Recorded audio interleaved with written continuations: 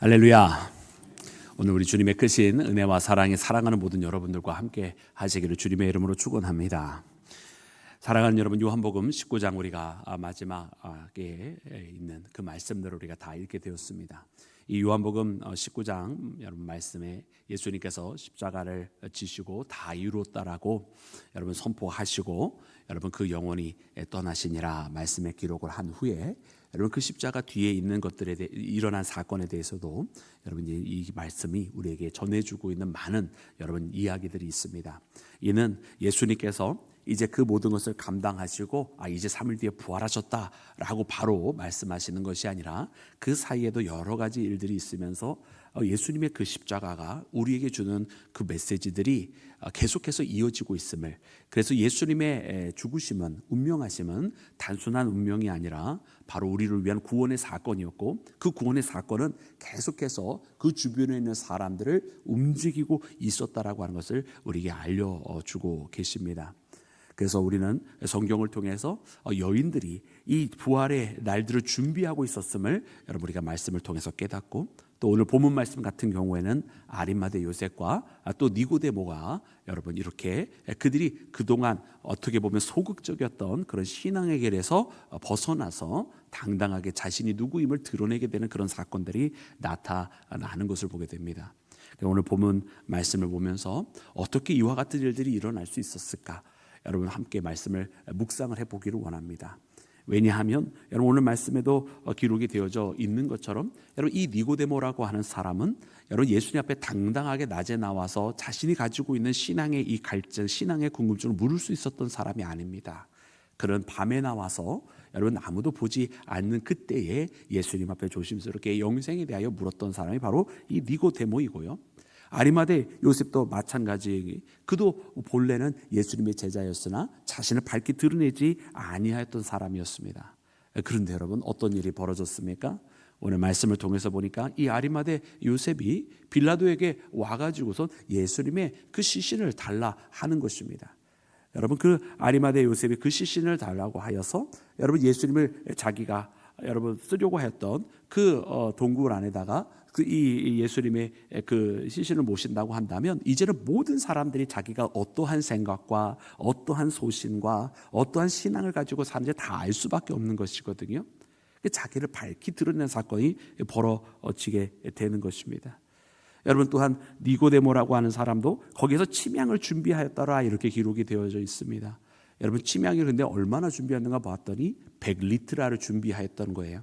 여러분 한 리트라는 한 327g 정도 된다고 하는데 100리트라면 여러분 32.7kg, 즉 다시 말하면 그때 당시에 왕이 죽게 되었을 때 그 왕을 위해 준비했던 침향과 같은 양, 그러니까 어마어마한 양의 침향입니다. 그러므로 결단코 여러분 이건 숨길 수 있는 사건이 아니었다라고 하는 거죠. 산헤드린 공회원으로서 어떻게 보면 자기의 동료들의 따가운 눈길이 찾아오게 될 것이고, 아니 더 나아가서 공회원 자격까지 박탈당할 수 있었던 여러분 그와 같은 상황 속에서 어떻게 이와 같은 선택을 할 수 있었을까? 여러분 예수님은 지금 오늘 이때 당시의 사건으로 보면 여러분 더 이상 살아계신 분이 아닙니다. 이때 당시에 사람들이 더 이상 예수님을 향하여 호산나 외치고 환영하던 때가 아닙니다. 여러분 이때는 예수님이 가지고 있었던 여러분 어떤 그 많은 사람들의 칭찬과 박수와 그 예수님을 따라다니던 수많은 무리들도 다 없던 시절입니다. 근데 도리어 어떻게 이때에 자신을 드러낼 수 있었을까? 여러분 보통 사람들은 누군가를 따라가고 나도 누구 편이야, 나는 누구를 좋아해 이런 이야기를 할 때는 그 사람이 제일 잘 나갈 때 그런 일을 합니다. 그런데요 놀랍게도요 예수님의 여러분 나도 예수의 제자였어, 사실은 나도 예수님을 따르는 사람이었어라고 말하기 시작했던 이 사람들은 놀랍게도 예수님께서 가장 많은 사람들로부터 박수를 받거나 사람들이 가장 많이 따라다니던 그때가 아니라 오히려 살아계시지 않고 그 죽음을 맞이했던 그 순간에, 모든 사람들이 예수님을 버리고 도망갔던 그 순간에 오히려 진짜 나도 예수님의 제자였다라고 말하기를 시작하는 사람이 나타났다라고 하는 것입니다. 그리고 그들은 이제 이 두 사람으로 끝나는 것이 아니라 점점 더 많아지기를 시작을 했고, 나도 예수의 제자요, 나도 예수를 위해서 죽을 준비가 되었어라고 말하는 사람들은 여러분 우리가 말씀을 통해서 발견하는 것처럼 여러분 그 수를 헤아릴 수 없을 정도로 많이 늘게 되어서 오늘 이 시대에 우리에까지 이르게 되었는 줄로 믿습니다. 여러분 이런 놀라운 사건이 세상과는 정반대의 사건이 어떻게 일어날 수 있었을까? 여러분 그것은 그만큼 예수님께서 담당하신 이 십자가는 바로 그 자체가 능력의 십자가였고 그리고 이 십자가가 바로 진짜 승리, 세상에 말하는 화려한 겉만 화려한 치장의 그러한 껍데기의 승리가 아니라 진짜 사람을 변화시키는 그런 승리였기 때문에 바로 가능했던 것이고 사람들이 그냥 겉으로만 하하호호하고 웃게 만드는 것이 아니라 그 사람의 내면이 진정으로 기뻐할 수 있는 이유를 주신 바로 그와 같은 은혜의 십자가이기 때문에 가능했던 것인 줄로 믿습니다.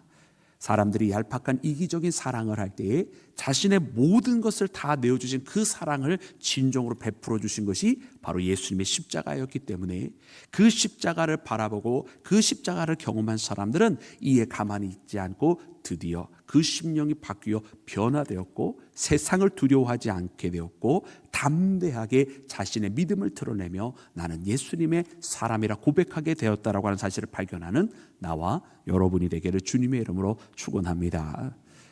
여러분 오늘 말씀을 통해서 보니까 여러분 예수님께서 그 마지막 모습에 대해서 여러분 기록을 해주면서 바로 이러하였기 때문에 이런 제자들이 아리마대 요셉과 니고데모 같은 사람이 나타나기를 시작했다라고 하는 것을 알려주시는데 여러분 이 예수님의 이 마지막 그 십자가의 장면은 여러분 이렇게 기록을 하고 있습니다. 두 가지를 기록을 하고 있는데요. 우리 함께 그 말씀을 다시 읽기를 원합니다. 우리 함께 읽을 때 31절부터 36절까지 말씀을 함께 읽도록 하겠습니다. 34절까지 읽도록 하겠습니다. 31절부터 34절입니다. 시작. 이 날은 준비일이라 유대인은 그 안식일이 큰 날이므로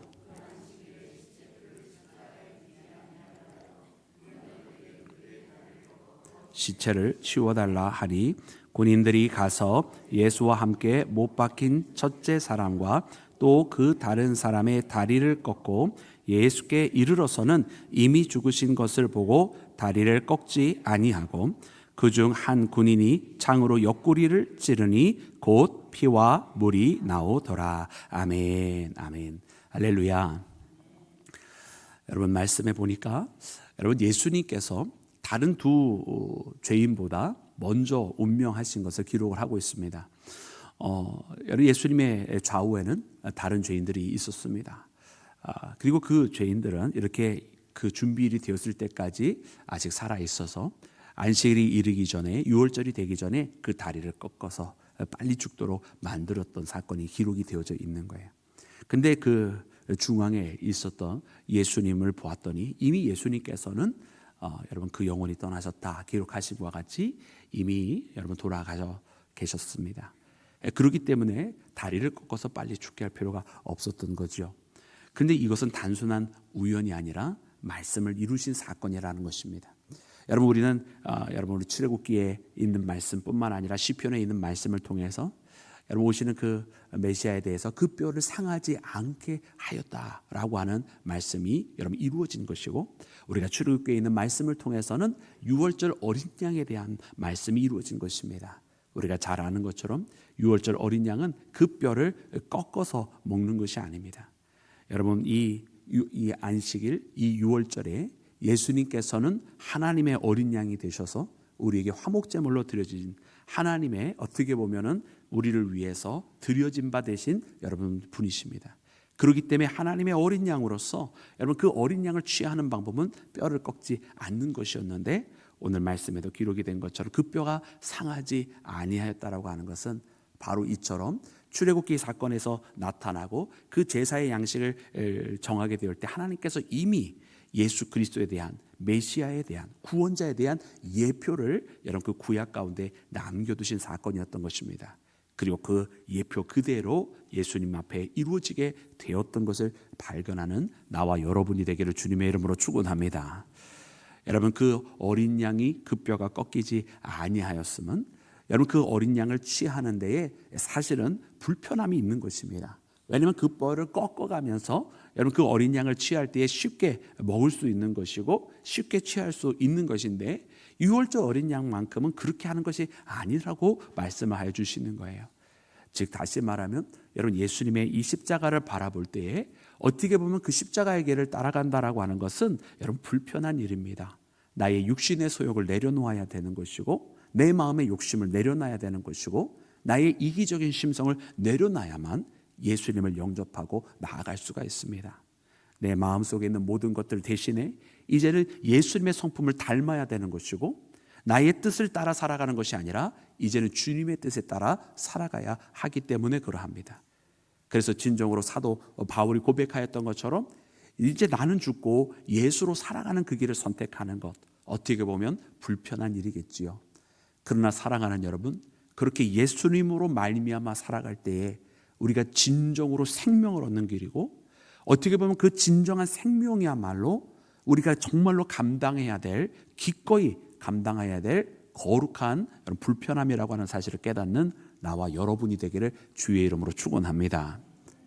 그래서 우리가 편하기를 구하기보다는 예수님의 제자가 되기를 구하는 것, 내가 내 마음대로 살기를 구하기보다는 예수 안에 속박되어 있기를 구하는 것, 그래서 그 거룩한 속박함 속에서 진정한 자유를 발견하게 되는 것이 바로 우리 크리스찬들의 역설적인 삶의 방법이라고 깨닫는 것은 여러분 어떻게 보면 당연한 이치일 것입니다.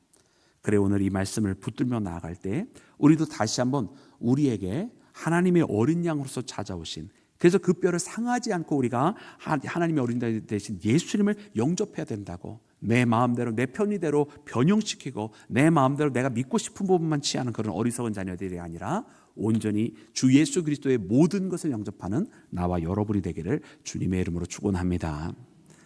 여러분 또한 두 번째로 말씀해 보니까 그리하여서 이때 당시에 군인들이 무엇을 했는가 봤더니 옆구리를 자신들의 창으로 찔러서 죽었는지 살았는지를 확인하게 되는 장면이 말씀에 나옵니다. 근데 그 장면이 우리에게는 너무나 기가 막히고 드라마틱한 것은 무엇이냐면 그렇게 되었을 때 예수님의 물과 피를 다 쏟으신지라 라고 말씀에 기록이 되어 있어요. 즉 다시 말하면 단 하나도 남기지 않고 우리를 위해서 다 쏟아부으신 여러분 구원자이신 예수님을 발견하게 됩니다. 그 옆구리에 창이 찔리게 되었을 때에 모든 것이 다 쏟아져 나온 것입니다. 여러분 이는 또한 마찬가지로 하나님의 어린 양, 그 유월절 제물은 하나도 남기지 않고 그 이튿날까지 단 하나도 남기지 않고 먹어야 했었던 것을 예표로 하나님께서 만들어 놓으신 것과 같이 이것은 단순하게 음식이 아까워서 남기라는 말씀이 아니었던 거예요.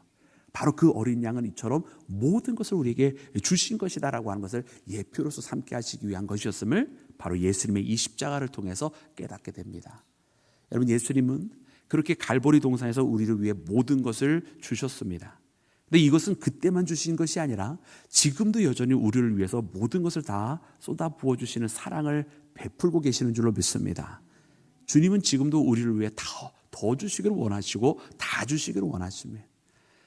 여러분 그러한 사랑을 여러분 우리가 날마다 느끼며 살아가기를 주의 이름으로 축원합니다. 안타까운 것은 그러나 우리가 너무 무딘 것 같아요. 왜 그런 안타까움이 있잖아요. 둘이서 서로 이렇게 있는데 한 명이 너무나 열렬히 사랑하고 어떻게 보면은 애정을 표현을 하고 있는데 다른 한 명은 너무 무덤덤해가지고 주변 사람들로 하여금 보는 사람들로 하여금 안타깝게 하는 경우들이 있잖아요. 우리가 그런 것 같아요.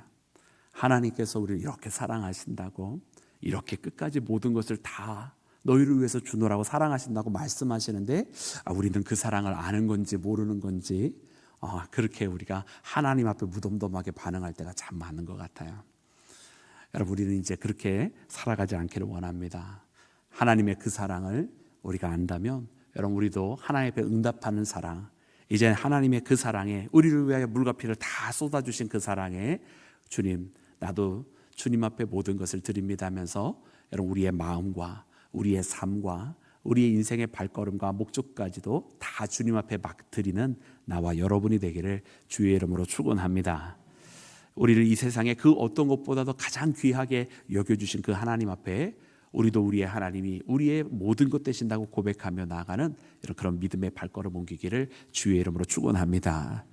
여러분, 바로 이와 같은 믿음이 아리마대 요셉과 니고데모에게 생긴 거예요.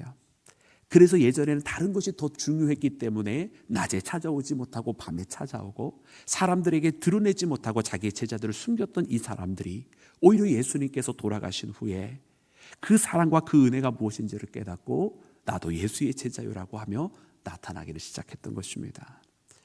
여러분, 오늘 우리가 이와 같은 아리마대의 요셉과 여러분 또 다른 니고데모가 되기를 원합니다.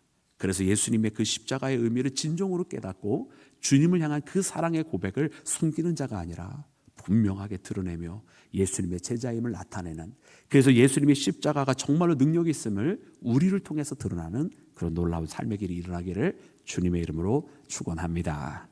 우리 함께 기도하겠습니다.